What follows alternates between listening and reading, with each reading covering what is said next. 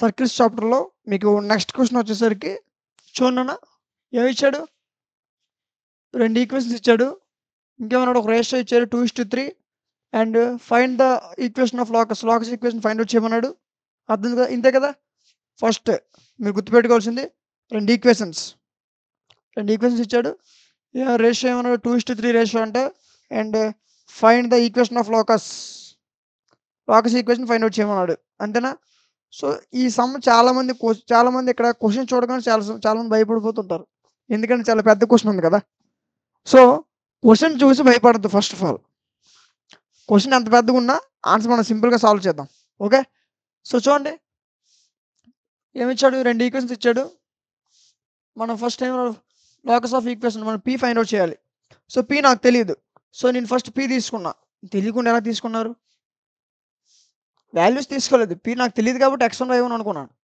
Okay so P అని నాకు తెలియదు కదా సో ఫస్ట్ పీ అని ఒక పాయింట్ తీసుకున్నాను దీని వాల్యూస్ నాకు తెలియదు కాబట్టి x1 y1 అనుకున్నా ఇదేంటి be a point of locus okay ఒక లాకస్ పైన ఒక పీ అనే పాయింట్ తీసుకున్నాను ఆ పీ పాయింట్ x1 y1 అర్థమైందా ఎందుకంటే పాయింట్స్ ఇవ్వలేదు కదా ఎక్కడ ఇచ్చారండి ఇవ్వలేదు కదా so P points x1 y1 అనుకున్నా అయితే 2 ఈక్వేషన్స్ వచ్చారు చూసారు ఆ 2 ఈక్వేషన్ నేను ఏమనుకున్నాను PT1 PT2 ఎందుకంటే లెంత్ ఆఫ్ టాంజెంట్ కూడా మనం ఫైండ్ అవుట్ చేయాలి కదా సో అది నేను PT2 ఫస్ట్ ఏదైతే ఈక్వేషన్ ఉందో దీన్ని PT1 length of tangent P2S దీని ఏమనుకున్నా S ఏదైతే ఈక్వేషన్ ఉందో అది రాసుకున్నాను నెక్స్ట్ ఇంకో ఈక్వేషన్ P2 అనుకున్నాను ఆ ఇంకో ఈక్వేషన్ రాసుకున్నాను 2 ఈక్వేషన్ ఇచ్చారు కదా సో ఆ 2 ఈక్వేషన్ని PT1 PT2 అని రాసుకున్నాను గుర్తుపెట్టుకోండి PT1 PT2 ఎస్ ఇప్పుడు వీటి నుంచి మనం ఒక కండిషన్ తీసుకురావచ్చు మనం రేషియో ఎంత ఇచ్చాడు ఫస్ట్ రేషియో ఎంత ఇచ్చాడు 2:3 అంటే ఏంటి PT1:PT2 2:3 రాసుకోవచ్చా లేదా సో మరి దీనివల్ల ఇంకా రాసుకోవచ్చు చూడండి దీన్ని PT1/PT2 2/3 రాసుకోవచ్చు కదా ఇప్పుడు క్రాస్ మల్టిప్లికేషన్ చేస్తే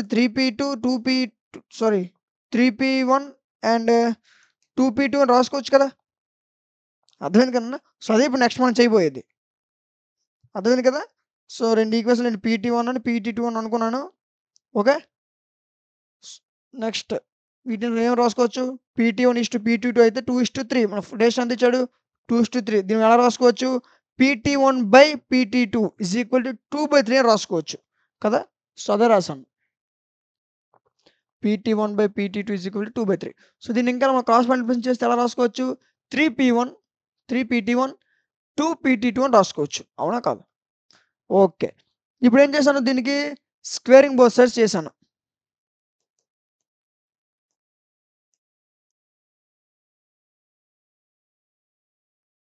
ఏం చేశాను స్క్వేరింగ్ చేశాను ఇప్పుడు ఏముంది 3² 9 PT1², 2² 4 PT2².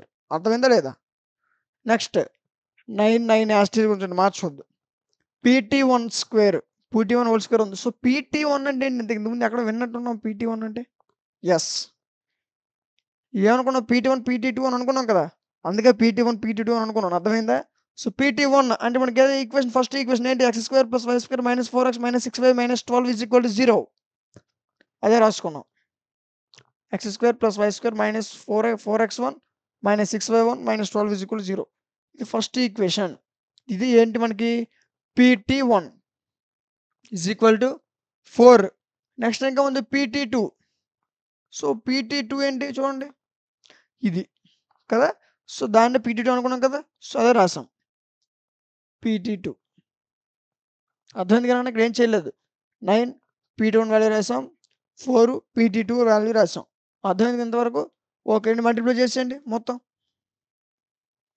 మల్టిప్లై చేసేయండి 9 × x² 9x1² + 9 × y1² 9y1² - 9 4 36x1 - 9 6 54y1 9 12 108 సరిపోయిందా ఓకే సరిపోయింది మళ్ళీ ఈ రెండు మల్టిప్లై చేసేయండి 4 × x1² 4 × y1² 4 × 6 4 × 18 4 × 26 అర్థమైంది కదన్నా సో ఈ టర్మ్తో ఈ టోటల్ టర్మ్ మల్టిప్లై చేస్తే ఇది వస్తుంది ఈ టర్మ్తో టోటల్ టర్మ్ మల్టిప్లై చేస్తే ఇది వస్తుంది అర్థమైందా లేదా ఓకే ఇక్కడ మీరు తెలుసుకోవాల్సింది ఏంటి నెక్స్ట్ ఇప్పుడు ఏం చేశారు చూడండి, 9x1 స్క్వేర్ అంటే ఈ టోటల్ ఈక్వేషన్ 0 చేసాడు.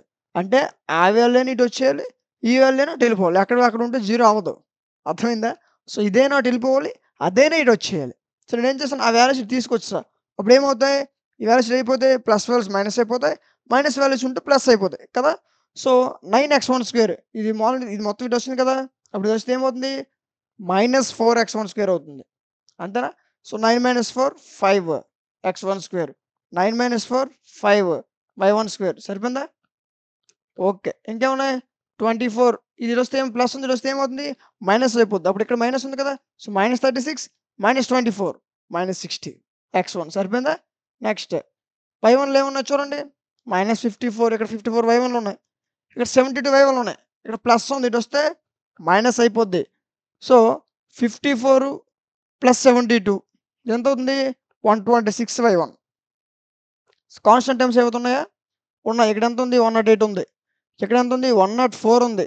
సో 108 ఆ 104 ఇటు వస్తే ఏమవుతుంది మైనస్ అయిపోద్ది.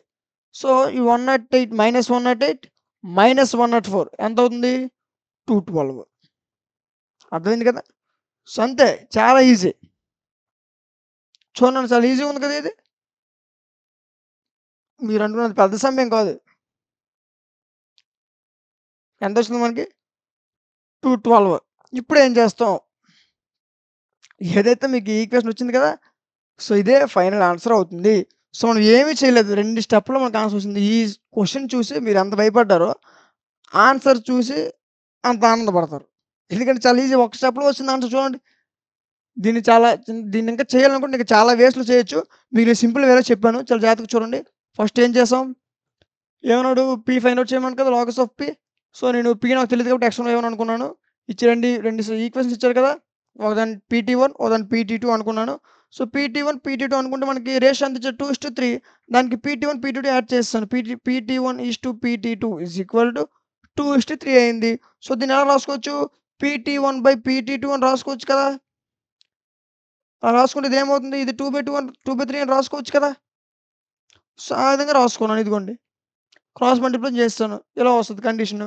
దీన్ని స్క్వేరింగ్ బోత్ సైడ్స్ చేస్తాను, ఇలా వస్తుంది T1 స్క్వేర్. సో T1 ప్లేస్లో PT1 రాస్తాను, PT2 ప్లేస్లో PT2 వాల్యూ రాస్తాను. నెక్స్ట్ ఏం చేశాను, ఇది మొత్తం 0 చేయాలి. 0 చేస్తేనే కదా మనకు ప్లస్లు మైనస్లు మనకు తెలుస్తాయి. సో నేనేం చేశాను 0 చేస్తాను టోటల్ ఈక్వేషన్. అయితే అటు ఇది వస్తుంది, ఇటు ఒకటి వెళ్ళిపోయింది, మొత్తానికి ఏదో ఒకటి జరిగింది. అర్థమైందా. సో దీన్ని 0కి ఈక్వల్ చేస్తాను. అప్పుడు ఏమవుతుంది, minus values plus, plus values minus, minus ప్లస్లు పోతాయి. ఇంకేం మిగులుతుంది, ఫైనల్ వచ్చి మనకి ఏదైతే ఈక్వేషన్ వస్తుందో అదే మనకి ఫైనల్ ఆన్సర్. అర్థమైంది కదా. సో లాస్ట్ ఏం చూపిస్తాం, ఇది చూపించట్లేదు చాలామంది, ఇక్కడితో చేసేస్తున్నారు, ఇక్కడితో ఆపేస్తున్నారు సమ్. అలా ఆపకూడదు. మీరు ఏ ఎగ్జామ్ రాసినా, పర్టికులర్గా మ్యాథ్స్ ఎగ్జామ్లో ఖచ్చితంగా మీకు ఏదైతే క్వశ్చన్లో చూపించమని అడుగుతాడో, లేదా ఏదైతే క్వశ్చన్లో మీకు ఆన్సర్ పలానా ఆన్సర్ మీకు చూపించమని ఏదైనా ఫైండ్ అవుట్ చేయమని అంటారు కదా. సో మీరు ఏదైతే ఫైండ్ అవుట్ చేస్తారో, ఇది మేము ఫైండ్ అవుట్ చేసాం అని లాస్ట్‌లో మీరు కంక్లూజన్ రాయాలి ఖచ్చితంగా. అర్థమవుతుందా. సో ఇలా రాస్తే మీరు పేపర్ ఎవరైతే కరెక్షన్ చేస్తారో వారికి కొంచెం గుడ్ ఇంప్రెషన్ ఉంటుంది, కొంచెం ఫుల్ మార్క్స్ వేయడానికి అవకాశం అనేది ఉంటుందన్నమాట. అర్థమైంది కదా. సో లాస్ట్‌లో ఏం రాస్తాం, మీకు కొత్త అంటే మీ ఓన్‌గా ఏం రాసేయాల్సిన అవసరం లేదు. ఏదైతే క్వశ్చన్ ఏదైతే మీకు ఆన్సర్ వస్తుందో దాన్నే, నాన్న ఇది చేసాం, ఈ ఆన్సర్ నాకు వచ్చింది అని లాస్ట్‌లో కంక్లూజన్ రూపంలో రాస్తాం అంతే. సో చూడండి, నేను ఇంతవరకు చేశాను, నాకు ఈక్వేషన్ వచ్చింది. ఫైనల్‌గా ఏం చేశాను, నాకేం వీడు ఫస్ట్ క్వశ్చన్ ఏం అడిగాడు, equation of locus. Equation of locus నాకు తెలియదు కాబట్టి నేను ఫస్ట్‌లో ఏమనుకున్నాను, P(x1, y1) అనుకున్నాను. నాకు తెలీదు, equation of the locus P(x1, y1) అనుకుంటాను. నేను ఆన్సర్ చేశాను, నాకు వచ్చిన ఈక్వేషన్ ఇది. అర్థమైందా. సో అంతే, ఈక్వేషన్ ఆఫ్ ద లోకస్ ఏంటి P(x1, y1) అనుకున్నాను. కానీ ఆన్సర్ ఏమొచ్చింది, దీన్ని సాల్వ్ చేస్తే ఇది వచ్చింది, అదే ఇక్కడ రాసాం. అర్థమైంది కదా. సో ఈ విధంగా చాలా ఈజీ ఉంది కదా సమ్. ఇంతే, ఇలా చేసుకుంటే చాలా ఈజీగా ఉంటుంది.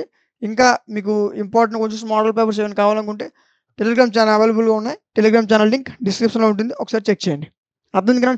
చాలా సింపుల్గా ఉంది కదా సమ్. సో ఇది ఈ ప్రాబ్లం యొక్క కంప్లీట్ సొల్యూషన్.